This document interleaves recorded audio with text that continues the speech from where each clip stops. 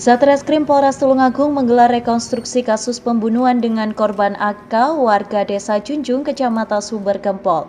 Tersangka bernama Mustaqim yang tak lain merupakan mantan kekasih korban hadir dalam rekonstruksi ini. Tidak semua adegan diperagakan oleh tersangka. Beberapa adegan diperagakan oleh pemeran pengganti karena kondisi tersangka tidak memungkinkan. Sebanyak 69 adegan diperagakan dalam rekonstruksi ini. Semua adegan tersebut sesuai dengan berita acara pemeriksaan BAP.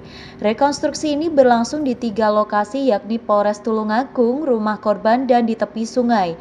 Adegan yang diperagakan tersangka mulai dari sebelum kejadian saat tersangka menggelar pesta miras di sebuah warung.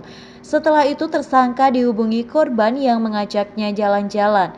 Tersangka menjemput korban dan membawanya ke warung. Setelah minum miras, keduanya lalu pergi ke pantai dan menggelar pesta miras lagi. Saat perjalanan pulang, korban mengeluarkan kata-kata yang membuat tersangka emosi dan memiliki niat untuk membunuhnya.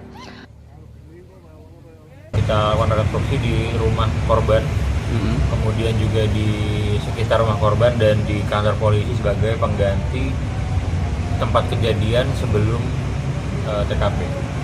Di rekonstruksi ini kita melaksanakan 69 adegan yang dibagi menjadi beberapa sesi di antara beberapa tempat tersebut.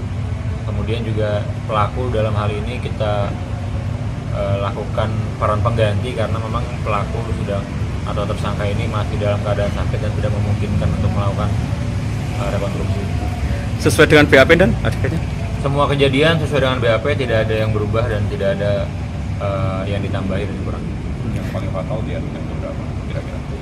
Di antara adegan antara sekitar 50 sampai ke 60 itu adalah fokus di kejadian kita di dalam kamar ya.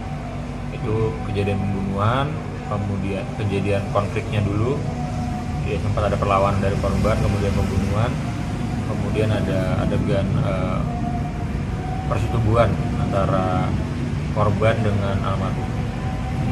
Pelaku model perlawanan Pelaku yang model perlawanan korban. Pada saat korban itu tertidur, kemudian mendengar ada pelaku masuk, akhirnya korban mendorong dari pelaku. Tapi karena pelaku ini lebih kuat mungkin, kemudian juga membawa tajam, akhirnya korban langsung ditusuk di bagian dada 1 kali, kemudian ditikam berkali-kali di banyak tempat ya. Banyak tempat, kalau secara visum kan ada di leher, kemudian ada di dada juga. Sebelumnya jenazah seorang gadis ditemukan tewas di kamar pada pertengahan Desember lalu. Tersangka berhasil ditangkap 1 bulan kemudian di lokasi persembunyian. Dari Tulungagung, Sogi Pamungkas, KSTV.